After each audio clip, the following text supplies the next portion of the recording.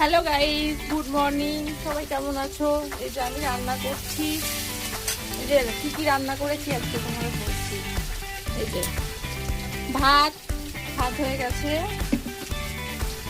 মাছের ঝোল করে ফেলেছি, ডাটা, আলু, কাঁচকলা, টমেটো দিয়ে মাছের ঝোল করেছি, বাটা মাছের ঝোল। আর এই যে আলুর দম বানাচ্ছি, আলুটা এখন ভাজছি।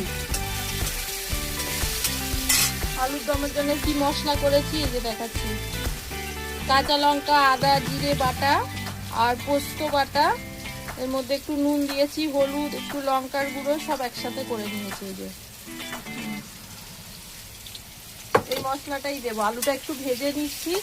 আলুটা ভাজা হয়ে গেলে তেলের ওপর জিরে, তেজপাতা, ফোড়ন দিয়ে তারপর এই মশলাটা একটু কষাবো, কষিয়ে তারপরে এই আলুগুলো দিয়ে দেবো, দিয়ে আর একটু কষাবো, কষিয়ে তারপরে এই যে গরম জলটা এর মধ্যে দিয়ে দেবো, দিয়ে ঢাকা দিয়ে রাখলেই কিছুক্ষণ রাখার পর আলুর দমটা হয়ে যাবে।